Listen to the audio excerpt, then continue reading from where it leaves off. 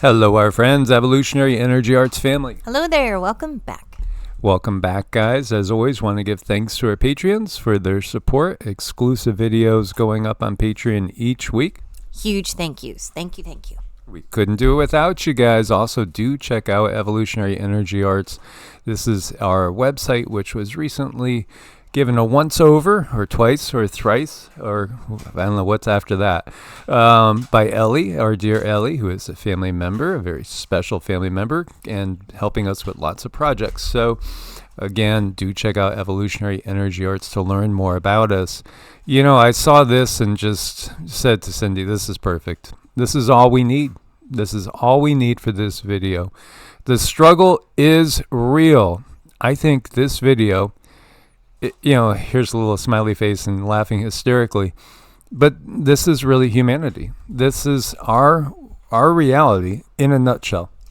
So you're looking at this and, it's very, very difficult for this guy to get his footing and move forward. But, it's his choice. Why is he going through this struggle when he doesn't really have to? That's the thing we have to keep in mind. We might see many different people going through struggles in life, and we're just kind of watching saying, well, why are they doing that?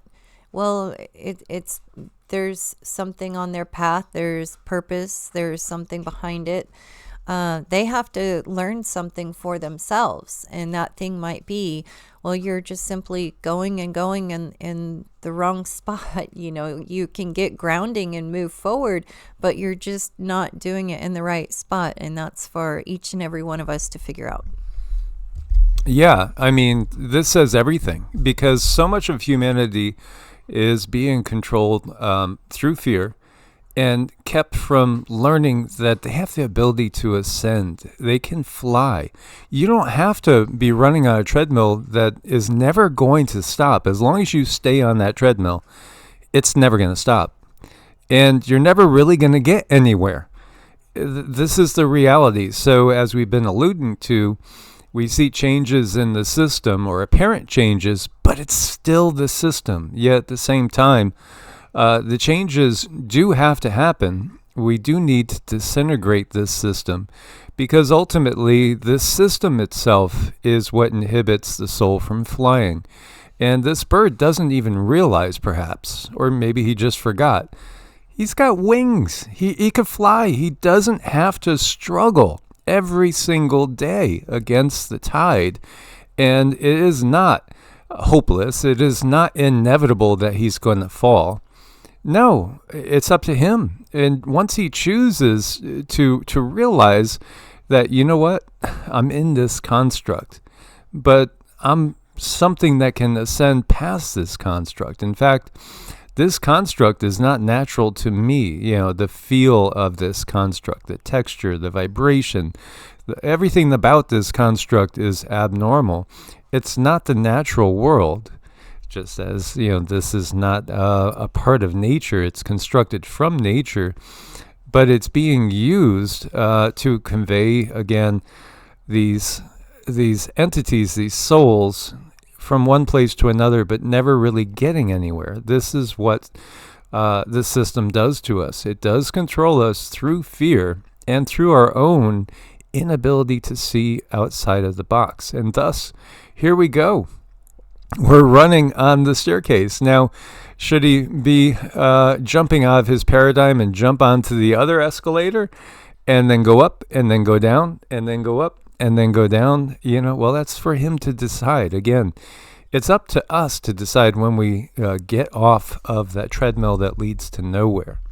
And if he were to just simply stop struggling, he would realize that there's solid ground underneath him. And I've used this example many, many times. When we look at a caterpillar on its journey to become a butterfly, it makes its little cocoon, and it's quite painful. The poor thing is going to completely liquefy, and it's going to change forms, and that's not a pleasant experience. And the thing is no one can help it. No one can even help that caterpillar becoming a butterfly. They can't even help it out of the cocoon, because if they do, it won't get all the blood and all the circulation that it needs to go to their wings. So even though this can be a very painful situation for people when it comes to growth and understanding, it's a very necessary one, and it's one that is going to make you stronger, better, more powerful.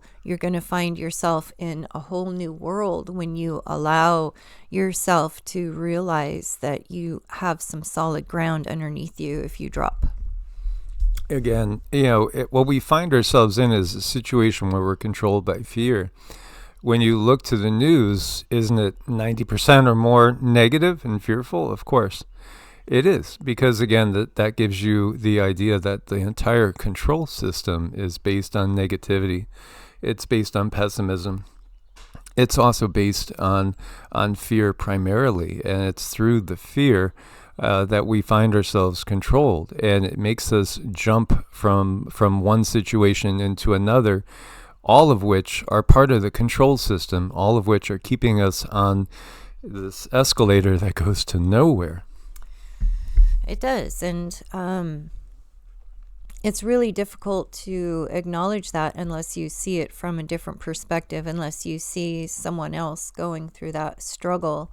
And then, you have to ask yourself, if you see someone going through a struggle, or if you have seen that or been through struggles yourself, and you came out much stronger, or you saw someone go through a struggle and they came out of it far stronger, is that a bad thing? And I continually run into this loop in my life where I was able to see source. I had some questions, and my question, one of them was, is love real? What is love? And when source kind of took me and set me back out of my body and let me see how source operates, everything that I saw, good, bad, ugly, particularly in my own life, in this lifetime, every single thing that I saw, it was done out of love. And that was really difficult to understand sometimes, but I got to see it. And I got to feel it for myself. So no matter how bad a situation is, no matter how bad it may seem, it is love that's propelling each and every one of us. We each create our own surroundings. We each create the people in our lives, the animals in our lives. We each create our own home. We each create these experiences. Say you have a really bad job. Guess what? You created that. And that's definitely not popular to talk about. It's absolutely not, unless and until you have that out-of-body experience and you can see everything from such a high level, and you look down and you look around and you look at all the situations in your life, and you're able to see, wow, this brought me to this position and this brought me to that position. And believe me, I'm still very human in my head, because I still ask the question, did it really have to be that difficult? Did it really have to be that bad? And, I guess so. I must be very, very stubborn, because I've had some very difficult situations in my life, but I've learned from them and I'm growing from them. I'm continuing to grow from them, but I definitely needed that moment to sit with source and be with source so that I could understand my own life. And it was definitely a blessing. I don't consider myself special at all. It's just something I needed for my path. And there's other people out there, maybe they have NDEs or they have some similar experience. They needed that for their path. They needed to see the expansion for their path. And, then this morning during meditation and mantras, it came up that the human collective, our energy is really, really out of balance. We are, as a collective, we're kind of a mess if you step back and you look at us energetically. And we're in a struggle to try to find that balance, or at least try to find solid ground to land on. That's where everyone is at. So collectively, that's very, very difficult. And individually, it's our choice. It's our choice if we want to just let go and allow ourselves that rest and allow ourselves that final drop to realize that we have solid ground again.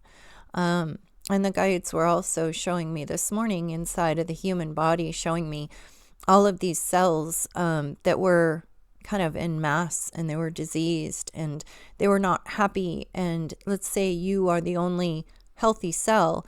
They were showing me like the pebble in the pond and how important one person's journey can be to so many others, and to never underestimate yourself with your energy and your desire to heal and your desire to make things better.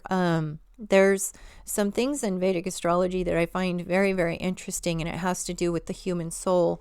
And if you come down here to be a demon, a human, or a deva, and you look at that astrology and you realize, well, a demon, I don't mean the kind of demon in the Christian sense with horns and a tail, but a demon in the sense of an elemental. And if you did come like a daemon, but if you did come here and you are a daemon, then you came here to make great changes. But the only way you can make these changes is to do them inside of yourself. And usually daemons, they're in a lot of emotional pain. And the reason they're in emotional pain is because they want to do better. They came to make themselves better. So there's always going to be something in your life that's like jabbing you, poking you, and you're always going to be looking, what is causing that pain, and what do I need to do to better myself to get me out of this situation? Not just get through it, but actually rise above it and learn from it. And the other thing that they were kind of reminding me of is in my own path, when the doctors were trying to stabilize my brain, they put me on so many different medications. Unfortunately, this put me in a place where I couldn't see my path. I was just moving forward, and I wasn't doing the things that my soul needed for growth and living my purpose. And when I very slowly and carefully removed those things from my life, I realized that I was in a situation that I was not compatible with in any way, shape, or form. And my higher self says, okay, this is going to be painful, but you need to change your situation. You need to change it. And there was really no alternative. So I had to let go of everything, which was really hard.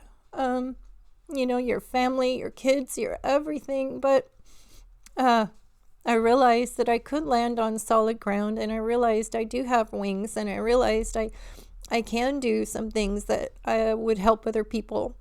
And for me, all the things that I go through to help just one person through something is huge. So that's my expansion, and that's the reason I went through the things. Because if I didn't, I wouldn't be here to help other people through the things, which are very, very difficult. But isn't that why we grow? Isn't that why we push ourselves beyond?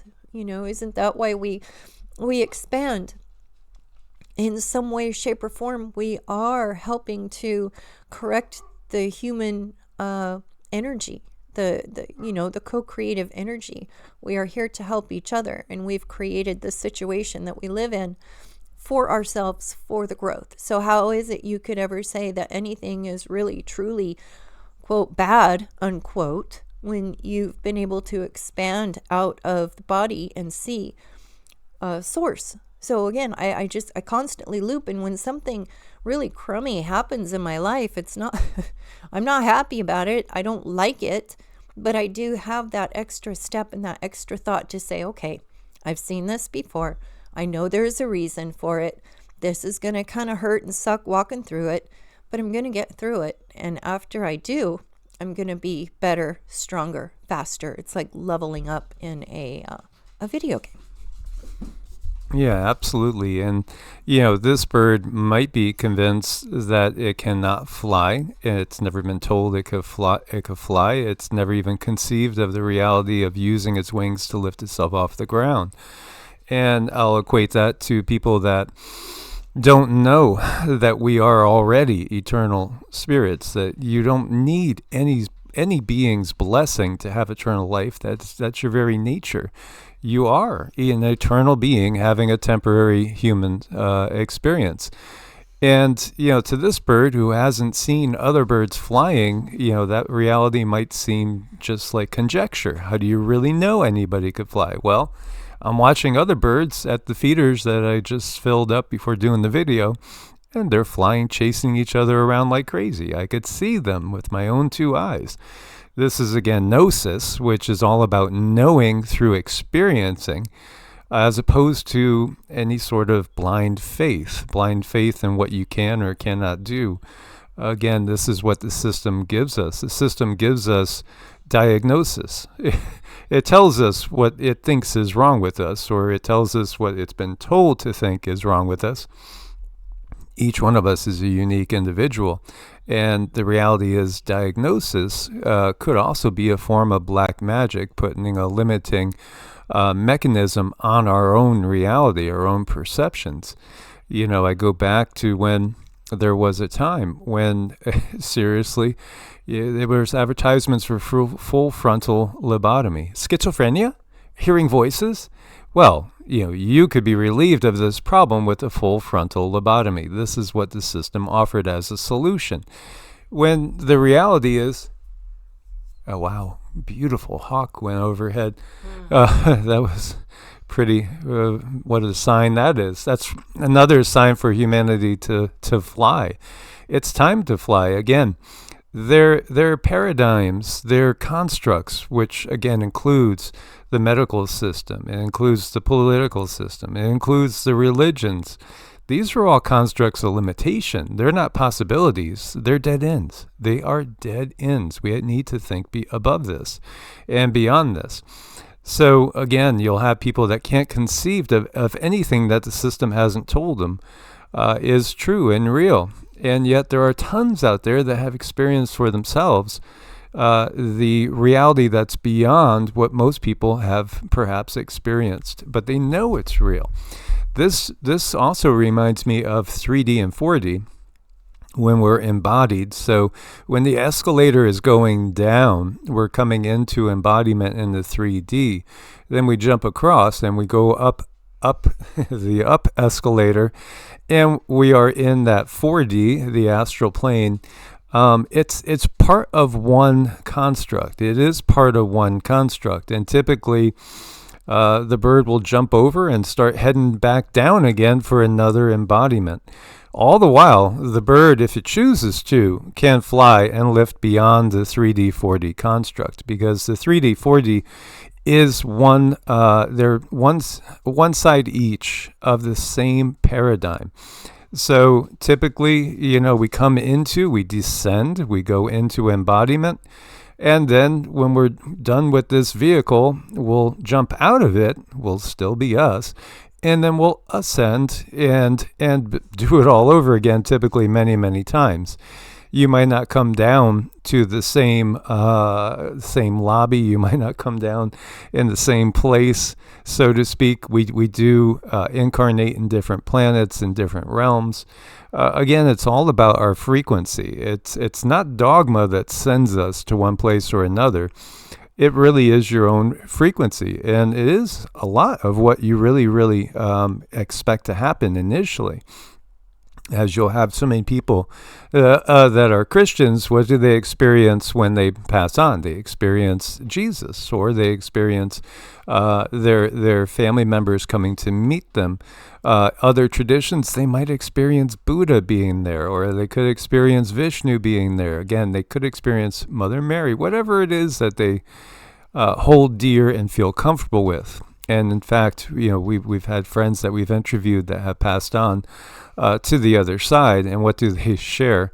They've even shared that the ones that come and visit them, again, when we're out of the body, we could change our shape. Of course, we just assume whatever shape we want to, because it's an energy body, which is very, very pliable. So we can alter our appearance, and there are beings that will alter their appearance to make us feel comfortable. And it may very well be that you're greeted by an Arcturian or a Pleiadian. Again, this is part of the the construct that is hidden from people in the natural matrix. I don't think it's natural that we have as much ignorance as we do. There is a veil that we pass through. So a certain level of losing the knowing is natural, but not to the level that we have. Again, when you look to the indigenous communities all around the world, shamans are their connection between the different densities. We are multidimensional beings. So even now you're operating on more than just one density. And you're far more than your body. This is the reality. It's not something that we have faith in. It's not something, that is really even a belief system. It's a knowing system. This is something that we just simply know to be the truth. How? Because it's deep within us. I had an out of body when I was 5 after my brother died, and I realized that I'm not my body, and it used to freak me out a lot back in the day, and now actively always try to take control when out and exploring on the astral. It's been a long journey, but we have so many of these journeys because we do take new bodies typically and have a new experience from a new perspective.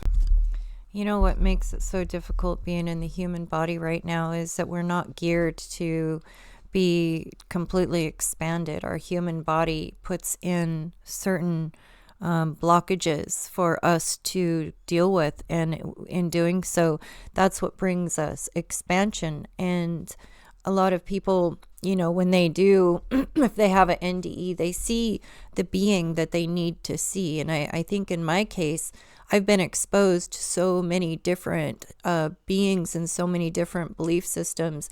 And I have channeled Jesus, Yeshua. I have channeled Mother Mary. I have channeled Isis. I have channeled all these beings, which ultimately is me. However, I can't say that any single one is from that source. So when I was not in my body, this is what I saw. I saw, for me, I needed to see source itself. And when I saw that, there was so many little teeny tiny lights going forward and back and forward and back and forward and back and forward and back. And what are all those little teeny tiny lights? Those are all other beings, but which is ultimately of myself, So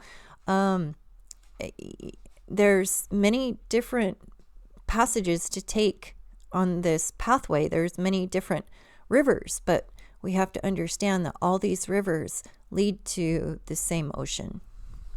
Yeah, one of our security cameras faces a mound. Again, where we are, there are some of these mounds that were left by the culture that was here before, which did interact with extraterrestrials and beings from other parts of the earth that we've been quarantined with.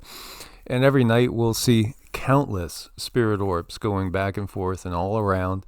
This is the reality. There's so many different units of consciousness, individuated units of consciousness out there having experiences from different perspectives. And yet there is one unified field of consciousness that we would choose to call source, just simply because the term God has been used to describe far too many beings. And, again, there is one creator of this universe who did create it with the help of countless beings. Yet that is all emanating from this one source that's having a myriad of different experiences at the same time. And ultimately, time itself is a construct of this 3D embodiment. So when you jump over to the other side of the escalator and you're on 4D, it's operating very, very differently. And if this bird so choose to start flying, then you could equate that to 5D. And then how far could it soar? Could it soar outside of the building? Because it looks like it's in a mall. Yeah, absolutely. Then we could be talking about different realms like 60, 70, going on up through the densities. Or, does he just allow himself to drop and get his footing again and find out what he's made of and who he is, and then take off from that point? I mean, we all have a decision to make. It's up to each and every one of us. And the individuality is such a gift. It's source experiencing itself. It's source expressing itself. And we all get to go through this, and we all get to experience the illusion of separateness, but understanding that ultimately it's a oneness. And what a gift. Yes, as always, guys, we thank you guys for your support. Encourage you to join us over at Patreon for exclusives and deep dives. Source bless. We look forward to your comments. Namaste. Namaste.